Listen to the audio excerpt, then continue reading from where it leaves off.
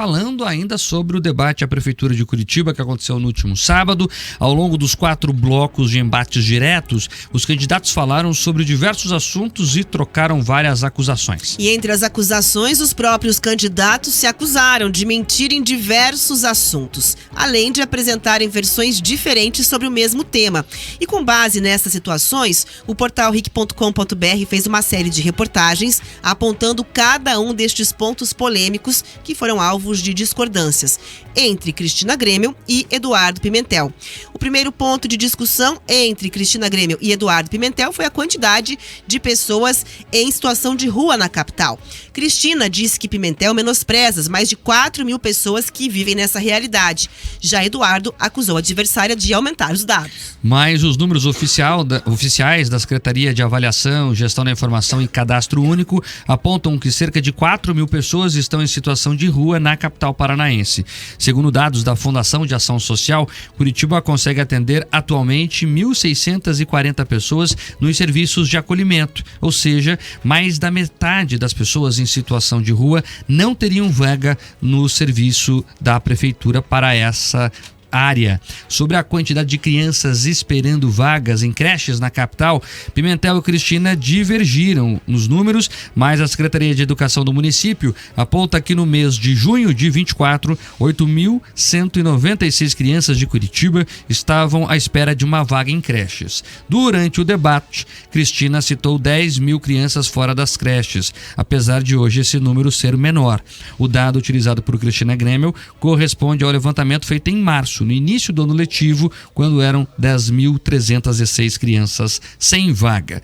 Sobre a tarifa do transporte coletivo de ônibus, Pimentel disse que se a proposta de cobrar por quilômetro rodado for implantada na nova licitação, a passagem poderia ficar ainda mais cara que os atuais R$6. O portal RIC aponta que, nesse modelo, o passageiro seria cobrado de acordo com a distância percorrida no trajeto, independentemente do ônibus embarcado. Por exemplo, caso 2 passageiros embarquem no ônibus da linha Kaiowá, com a previsão de desembarcarem na Praça Rui Barbosa, mas entre o terminal de origem e outro na Praça Afonso Botelho, ambos terão preços distintos da tarifa. Este modelo proposto por Cristina Grêmio pode impactar 78% da população de Curitiba, segundo dados do Instituto de Pesquisa e Planejamento Urbano de Curitiba. Segundo o estudo, apontou os destinos principais dos passageiros do transporte público da capital paranaense. Outro indicador que aponta o impacto dessa proposta nos bairros periféricos é que os 5 bairros mais populosos de Curitiba estão distantes ao menos 9 quilômetros da prefeitura, localizada no centro cívico da cidade. Esses dados foram apontados no censo de 2022, produzido pelo Instituto Brasileiro de Geografia e Estatística. Tem mais 2 polêmicas que marcaram o debate.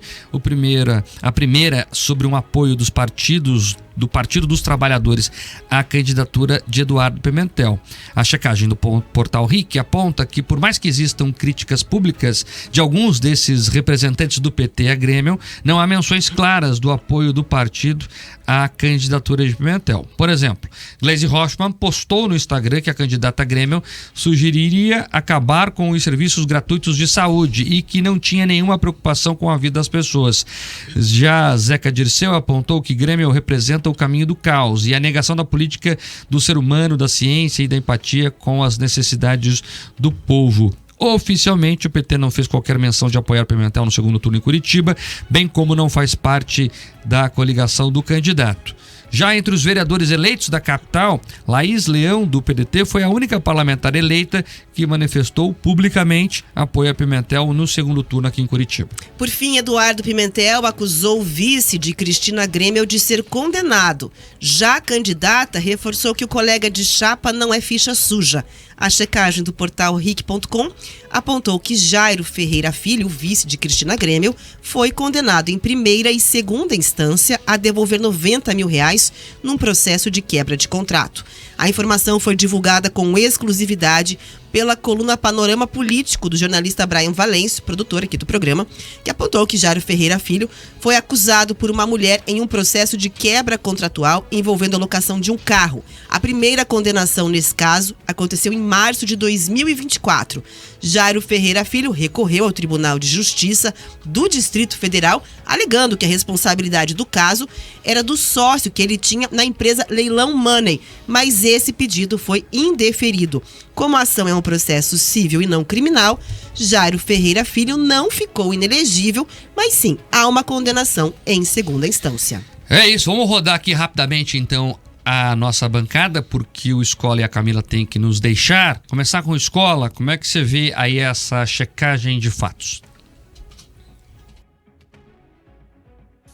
Mike, eu achei muito importante que a gente traga essa checagem, o RIC.com.br, até porque foram temas até no Twitter levados pelos eleitores, muitos eleitores em dúvida em relação a tudo que era dito pelos candidatos durante o debate. E um dos pontos que mais se repetiu nas postagens foi justamente esse, de que os nomes, né, ligados à esquerda, ao PT principalmente, a Gleisi, o Vagnoni, o próprio Zeca Dirceu apoiavam o Eduardo Pimentel. E aí ficou aquela troca de farpas, né, durante o debate virtual, aquela troca de farpas virtual. Então é importante para que se esclareça esse tipo de situação e também aponte o que os candidatos falam, né, e bradam por aí. Quem fala mais verdade, quem fala mais mentira. O jornalismo tem esse papel fundamental de trazer ou colocar em pratos limpos todos esses questionamentos, porque é aquela velha máxima, né, que minha avó gostava de dizer, aquela mentira repetida muitas vezes acaba se tornando verdade. Então é importante sempre colocar uma pedra em cima desses assuntos.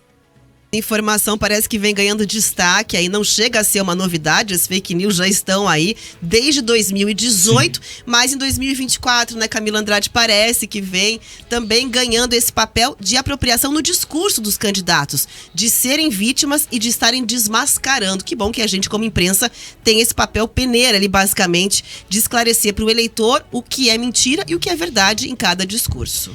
Parece que a gente vive uma era de morte da verdade, né? Tudo é muito subjetivo, as pessoas escolhem em que acreditar com base ali no seu ponto de vista, na perspectiva em que está diante dos fatos. Mas os fatos, eles existem e é justamente esse o papel do jornalismo. Ir a fundo e buscar, então, onde está a raiz ali de toda essa questão. No caso, um dado oficial que demonstre, de fato, qual é o número, né, de pessoas que estão nessa fila de espera das creches, ou quando a gente fala aí sobre essa questão da briga política, qual é a posição oficial desses partidos políticos, porque esse é um exemplo bem claro da subjetividade, né? Quando um candidato de um político, né, de determinado partido político, ele faz uma crítica a um dos candidatos, isso não quer dizer de modo algum que ele apoia ou está ali falando enquanto partido, né, em defesa de outra candidatura. A gente entende a complexidade de você entender os espectros políticos nesse cenário brasileiro em que a gente tem tantas siglas partidárias. E aí aqui eu até retomo a discussão que deu origem aí a essa checagem de fatos, né? Quando a Cristina faz essa acusação ao Eduardo Pimentel de que, na verdade, ele é um representante da esquerda porque ela foi criticada por nomes da esquerda e que, portanto, ela interpreta que estão apoiando Eduardo Pimentel, o Eduardo Pimentel rebate trazendo a posição da presidência do partido em que ela está e que, em São Paulo, apoia, por exemplo, o Boulos. Então, não dá para a gente cravar ali qual que é a posição política ou quais são todos os apoios de um candidato com base exclusivamente, né, no que é o partido político, porque os partidos políticos, eles tendem e eles são, de fato, muito fragmentados aqui no país. Você vê as siglas se posicionando de forma distinta dentro do próprio estado, do próprio município, quiçá quando a gente fala do país como um todo, né? O Mark trouxe aqui a posição de uma das vereadoras que é do PDT. Essa não é a posição do partido, essa é a posição daquela candidata ali nas suas redes sociais, né? Então é muito importante a gente ir a fundo nessa investigação e apontar de fato para o eleitor qual é o fato para entender de onde vem a interpretação de cada um dos candidatos nesse discurso que eles adotam em espaços como esse, né? Que é o debate de um ringue, digamos assim, de ideias.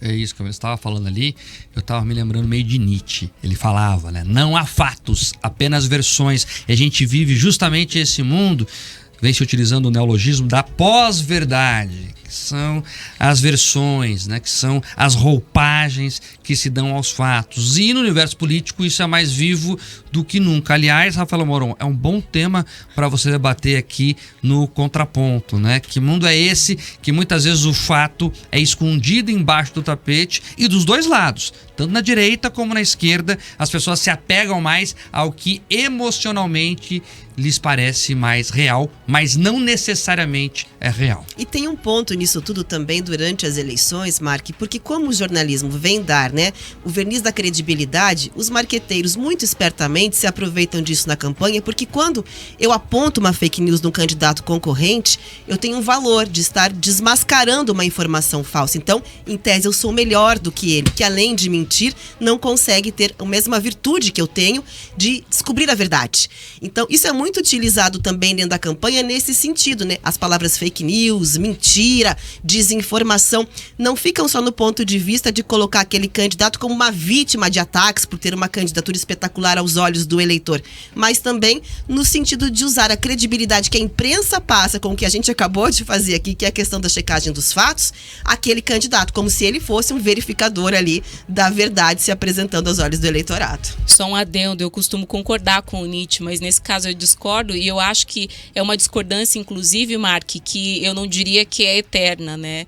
Talvez em um outro momento da história, se eu vivi outras vidas, eu me posicionasse de uma forma diferente. É justamente a interpretação do nosso tempo, como o Mark bem falou, a gente vive uma era pós-moderna em que é muito volátil todas as questões, eu diria. E essa questão da interpretação, da subjetividade, mais do que nunca, ela é colocada aí como o principal, né? Então, claro, existem diferentes visões, e inclusive dentro do próprio jornalismo, né? Linhas editoriais, pontos de vista. Mas, apesar disso, existe sempre um fato. E o nosso papel enquanto jornalista é mostrar o que aconteceu. Aí, a partir disso, claro, eu tenho aqui uma visão, quando a gente faz uma mesa redonda como essa, né, a gente está justamente apontando isso. Todo mundo estava lá no debate, todo mundo assistiu, eu interpretei dessa forma esse gesto. A Rafaela Moron interpretou de tal forma, o Mark Souza interpretou de tal forma, mas o que de fato aconteceu? É isso que a gente tenta sempre mostrar, né? Aconteceu que o Eduardo Pimentel foi até a Cristina Grêmio e cumprimentou ele. Aí tem aqui o Eduardo que está dizendo para a gente que pela ordem cronológica das fotos, tal pessoa registrou que isso aconteceu no começo do debate, apesar de que todos nós que estávamos ali envolvidos em outras funções não notamos isso no início. A gente sabe o que aconteceu diante dos nossos olhos. Então, é essa complexidade, né, que é colocada aqui. E mais ainda aprofundando esse debate, mais importante de destacar é como a gente tem uma tendência a acreditar naquilo que já vem ao encontro do que a gente pensa. Então, todo mundo tem que ter muita responsabilidade de autocrítica ao afirmar qualquer questão que seja, né? Porque sempre tem uma tendência ali, pessoal, em acreditar naquilo que a gente já opina ou aquilo que a gente já acredita. É isso, você falou sobre verdades líquidas, que é outro termo do Bauman, que é outro filósofo sensacional. Aliás, acho que a gente tem que fazer um programa para debater esses assuntos mais profundos, porque eles trazem explicações sobre fenômenos do dia a dia que a gente olha e às vezes custa para entender, e a explicação está toda lá. Lembrei de um grande amigo, Fábio Guarani, foi um professor na Faculdade de Direito, que me apresentou esses autores todos, que é um gênio, um craque, tá meio sumido, inclusive. Temos que trazer mais eles aos microfones, essas grandes mentes, para que esse debate prospere. E é isso, Camila. O segredo da fake news, né? É por isso que as pessoas gostam tanto das fake news. É porque elas confirmam aquilo que elas já acreditam geralmente. E por isso que a gente está acostumado, e está tudo certo, eu sou articulista de política, em dar opiniões e tanta gente ficar contra elas ou acharem, né, que a imprensa está defendendo esse ou aquele candidato. Né? E eu fico feliz porque todo mundo bate. Né? Todos os times acham que a gente está contra eles. E a função do jornalismo é um pouco essa. Está tudo certo. Está tudo certo. O que a gente traz são fatos. E aí cada um faz a análise de acordo com o que acredita e com os conceitos que tem em mente. Agora, 4h24, tem que liberar aqui o Eduardo Escola e a Camila Andrade. Queria agradecer demais a participação de vocês dois, viu, Camila? Obrigada, Mark. Obrigada, Rafa. É sempre um prazer estar aqui com vocês discutindo esses assuntos tão importantes para o futuro da nossa cidade, para o presente também, né? E aproveito, já que estou aqui, faço um convite a você que nos ouve ou que nos acompanha pela internet, 7h25 agora por conta do horário eleitoral. Semana que vem a gente volta para o horário normal. Eu te espero na tela da RIC TV, no RIC Notícias Noite, com um resumo de tudo que aconteceu aqui no nosso estado nessa segundona. É isso. Tchau, Escola! Mark, obrigado, valeu a Rafa, a Camila também. Já aproveito e deixo meu convite aqui, 6h30 da manhã, na tela da RIC TV para todo o estado e no YouTube, o nosso RIC Notícias Manhã, com os desdobramentos, viu? Desse grave acidente na Serra da 376 com a van, com atletas de remo. A gente vai trazer um desenho do porquê essa curva é tão perigosa e faz tantas vítimas nesses últimos anos, viu, Mark? Obrigado, Escola. Obrigado, Camila.